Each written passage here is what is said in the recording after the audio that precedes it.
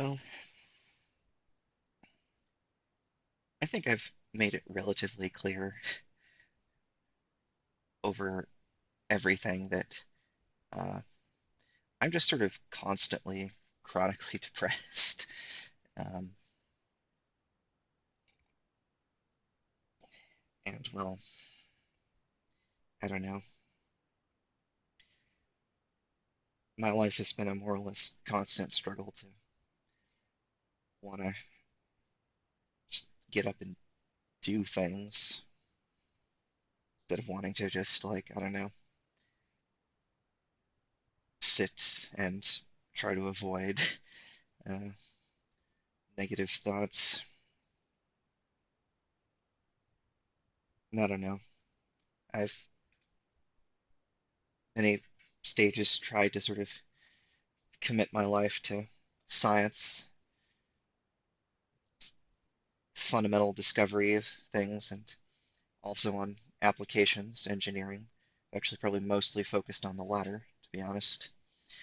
I am I am a proper physicist. And as my degree says, philosopher's degree in physics. But my thesis was definitely on something it was not applied physics per se, but it was something that's definitely uh, application oriented and, you know, not aimed at discovering fundamental laws of physics, although it is aimed at trying to understand a particular type of system in greater detail, not in actually engineering any sort of usable devices. And I don't know, there's just different things over the years that, like, I'll get inspired and I'll think maybe I'll have the energy to work on something and I just won't, and I'll collapse in on myself.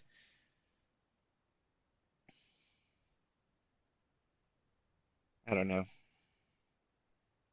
It's like I don't think life is meaningless at all, but for me, it's certainly very difficult, even though I have pretty comfortable circumstances overall. I was, you know, handed, I wasn't, born super wealthy or anything, but I was, you know, born a citizen of the United States of America. And I, come from a middle class family where I didn't really have to worry about ability to go to college and things like that. I generally have had a, you know, reasonably comfortable life in terms of my circumstances, but I don't know. There's just so many things to be miserable about. Some things are philosophical questions. Don't think too much about the nature of time or Zeno's paradox, or you will go stark raving mad. Um,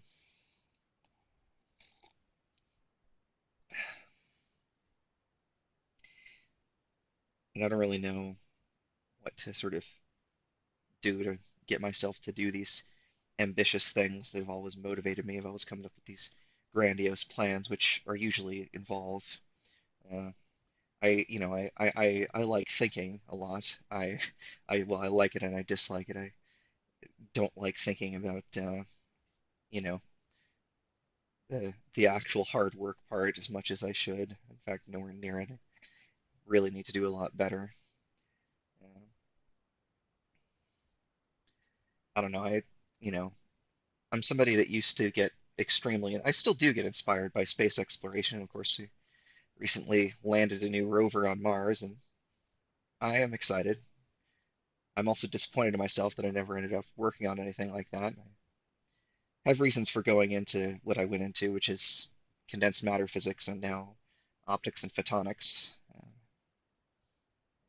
It's, um, it's a long story, right? It's like I started out definitely wanting to do aerospace engineering, but with this very strong interest in physics because I like a lot of people, I started out inspired by, Star Trek and science fiction and uh, also a fascination with flying vehicles. I always loved model rockets, model airplanes. I still fly model airplanes.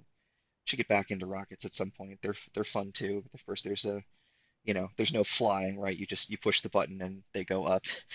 You could put remote control.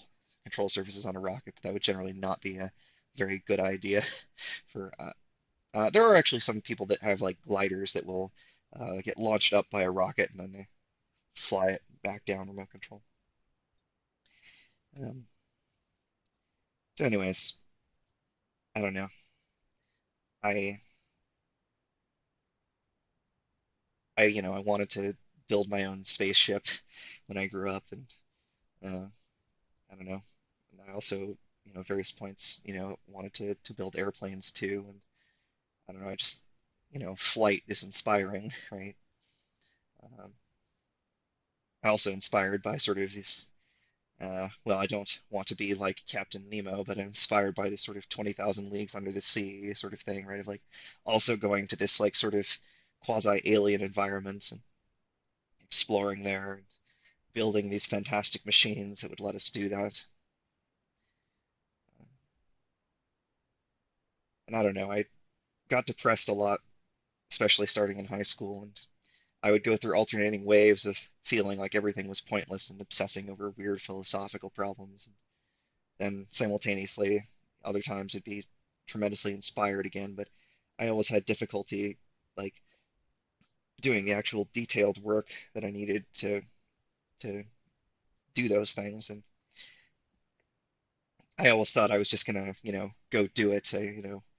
Uh, and slowly over the years, I accepted that it's sometimes better to, uh, try to sort of like, I don't know, I guess basically work within the system, but I guess that's not quite what I mean there, right? It's basically like, maybe I should, focus on like, taking classes, getting a degree, working at you know, a, at a job rather than just, I'm going to go out into my own little workshop and build things by hand from scratch myself by just reading things on the internet, which is still deep down what I want to do.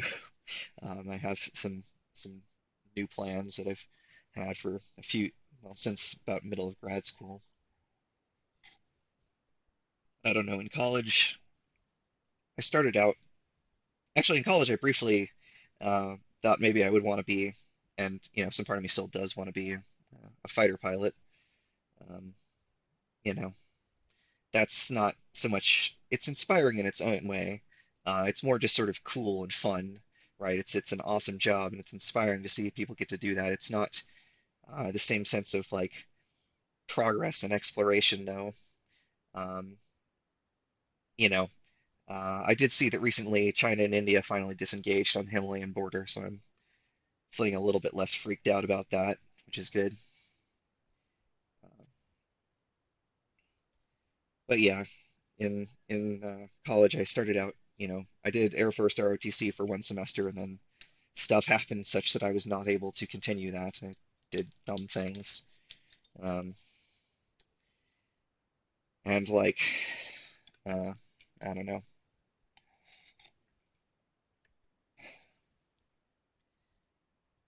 The way things worked out is like I went back to school after taking a year off, um, and going to community college. I went back to uh, proper university, and which community colleges are nice in their own ways. They're kind of underrated, but there's only so much you can take there.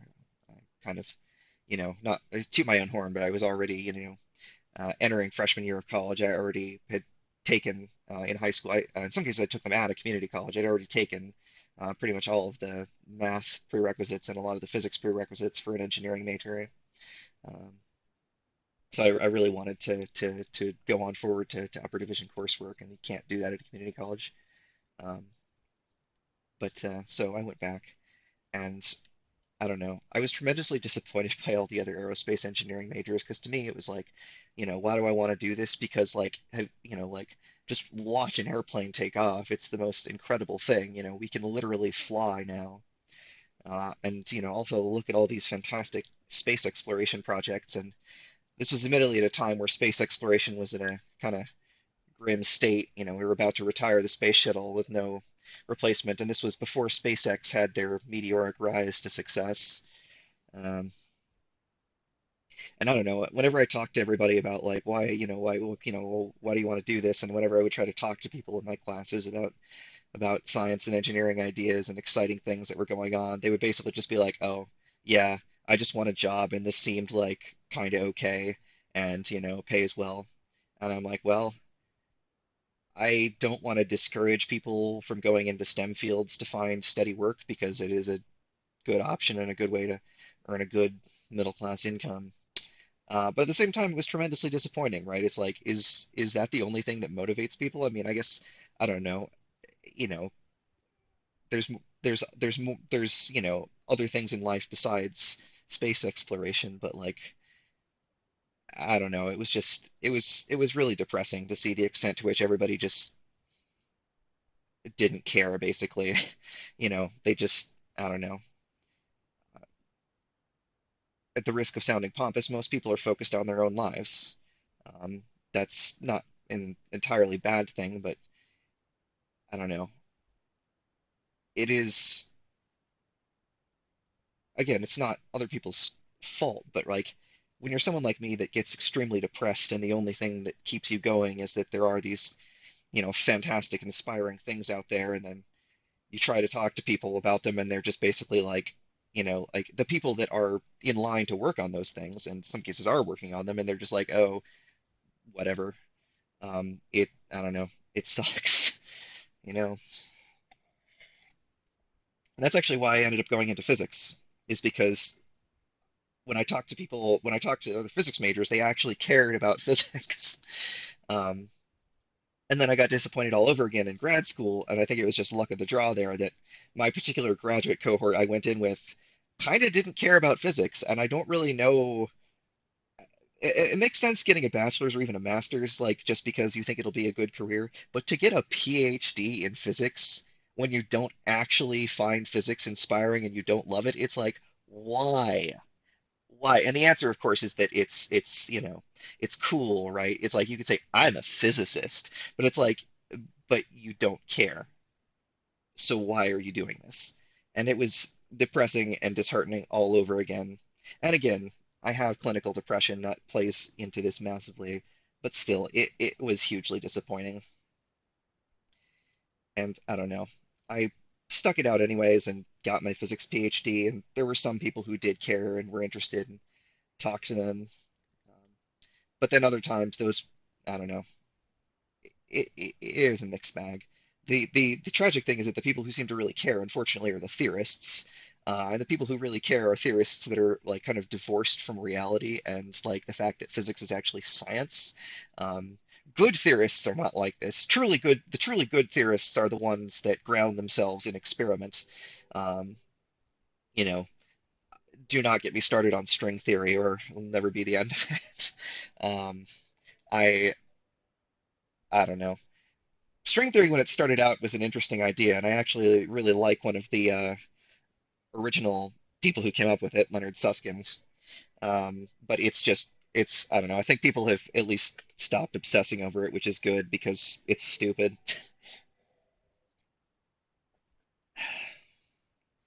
Anyways, I'm not sure what the point of this is other than to say, I don't know. I need something inspiring, and what I'm working on right now, quite frankly, isn't. I I've become the thing I hate. Um, there are aspects of what I work on that's cool. And I do also believe in the mission, which, is for better or worse, nuclear weapons. And when I say I believe in that, I don't believe in like nuclear weapons are good, but I believe in, the work we're doing to manage our stockpile and be good stewards of it, because the reality is nuclear weapons exist, and we need to ensure that we responsibly manage them so that in the future we can negotiate with other nations to reduce and ultimately eliminate all of our nuclear stockpiles. But that's a long-term goal. Uh, and in the meantime, we want to ensure that they're as safe and reliable as possible. Safe and secure is obvious, right? We don't want anybody stealing them and potentially either engaging in nuclear terrorism or uh, just doing something stupid or ending up in a Doctor Strangelove scenario. Um, and also, of course, you just obviously don't want any accidental detonations. And then the reliability aspect it is also important, right? Because that helps ensure that we can um, reduce our stockpile, right? Because if we have a very high degree of confidence in the weapon's reliability and effectiveness, then we don't need as many of them to ensure the same level of, God forbid, retaliatory capability if we ever had a nuclear attack against the United States.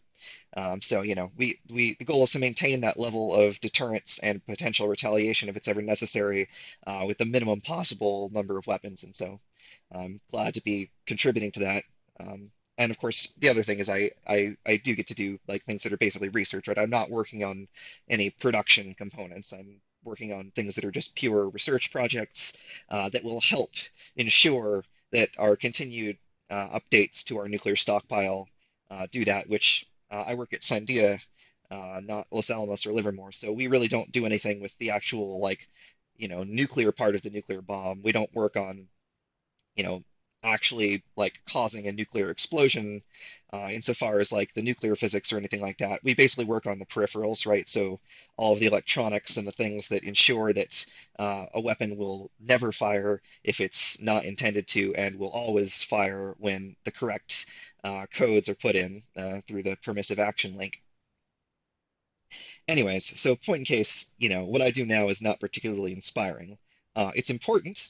I'm glad to be contributing to it, but yeah, it doesn't make me jump out of bed in the morning and go, wow, this is cool. Although the specifics of the projects I'm working on are reasonably cool and they're kind of interesting. But yeah, it's not inspiring in the way that space exploration is. So I guess let me talk real quick about the thing that I've had on my mind since maybe 2015 or so. Um, because I love the ocean. Like I said, right, that's the other sort of place to explore. Although it's, in many ways it's pretty well mapped, but it's a place to go. And I lived most of my life in San Diego, and I've actually never gotten a scuba diving certificate, but I love to snorkel. I absolutely love being underwater and looking and seeing the underwater ecosystems, and it is almost like an alien world, but it's right there in front of you, and also it's just I don't know, it's vibrant and full of life, and there's all these cool things, and um, yeah, I love the ocean. Um, so my plan is essentially like so I'm not the only person who ever thought of this. I just would like to work on it if I ever get the chance. And again, I keep thinking I'm just going to go build something, on my workbench here by myself. Although now I live several hundred miles from the ocean, unfortunately, which is one of the few things I dislike about Albuquerque. There's no ocean here. Um, but so I would like to go build things like this, where it's saturating. I mean, just the whatever. Oh, there we go.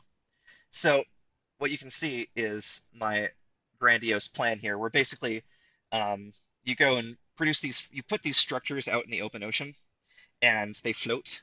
You have like sealed pillars or sealed containers full of air, and then you have a like solid steel bottom underneath it, and then you have these narrow channels that exchange water with the open ocean. And you basically put nutrients in here that will promote algae growth, because the open ocean is very nutrient poor. It has, two of the main things that life needs, which are water and sunlight.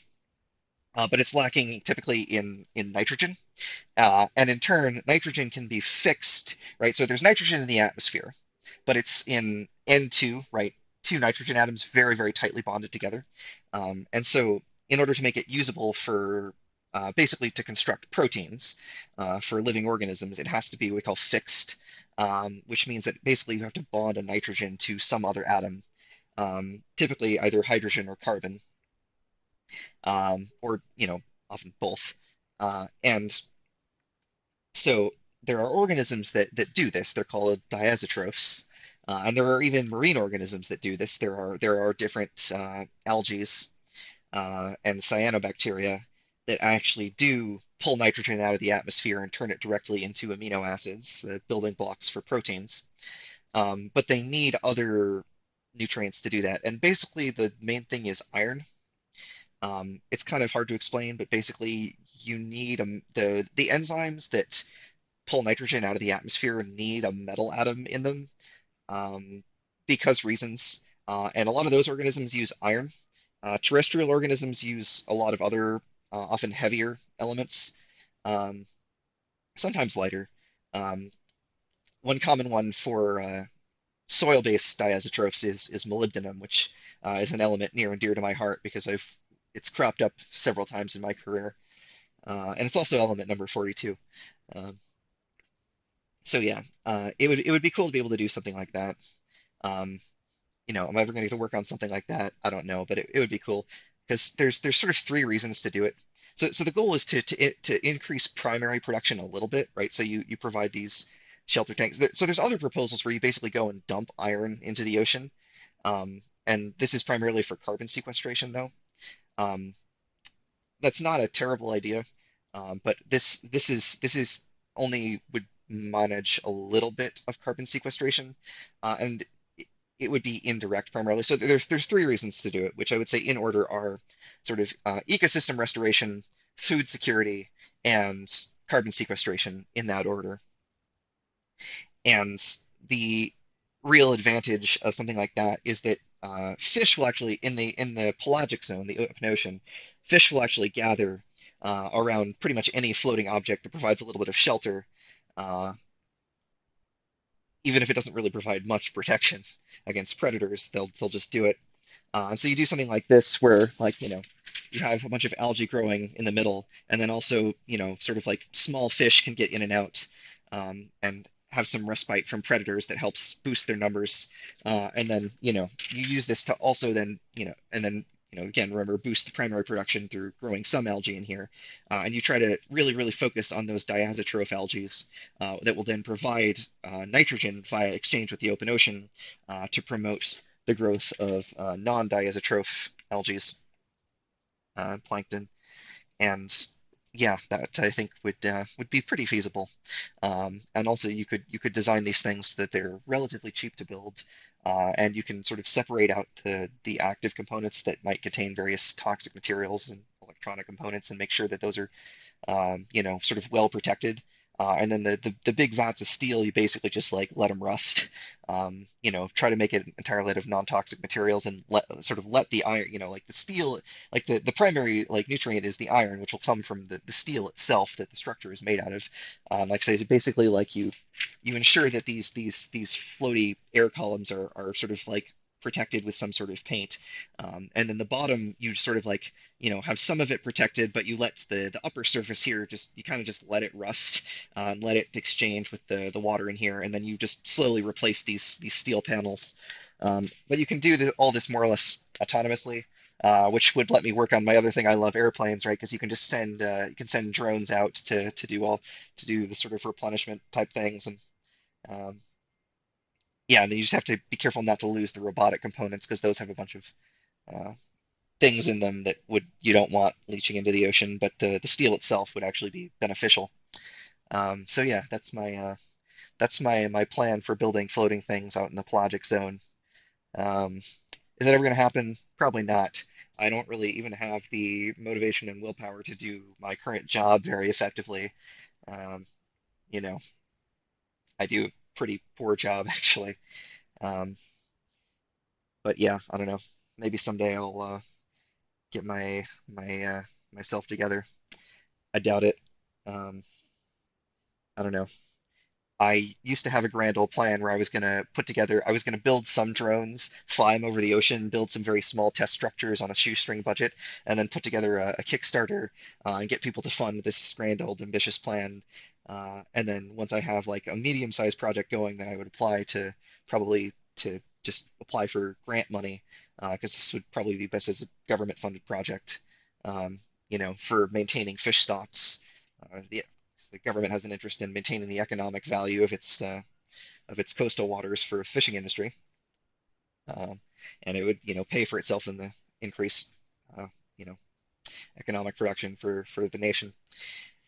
But and also, of course, you get these fit. It also helps for, then you can turn more and more of the coastal waters into marine reserves because that's where there's naturally very high primary production because there's all of the nutrients coming off for, nitrogen and phosphorus and things coming out and iron coming off from the land, from, rivers emptying into the ocean. And so the coastal waters have very high natural productivity. So then you pull these things out into the ocean, and then you get large fish schools sort of storming around them, and then people can go out there to fish. And then you can reserve the coastal waters where there's already high primary productivity for sort of reserves, and then people can fish combination of the spillover from those reserves and from around these artificial structures. Um, yeah, but anyways, the whole that whole thing is no longer feasible, mostly because if I ever got any notoriety, I would get insta canceled from all of the like, I don't know, not very good, absolutely crazy things I've done in my life. But I don't know. Yeah, that's the thing that still inspires me sometimes. Is this grandiose plan I have? Am I ever gonna work on it? Probably not. But well, I don't know. Gotta have a reason to keep going, and I don't know. That's mine at the moment.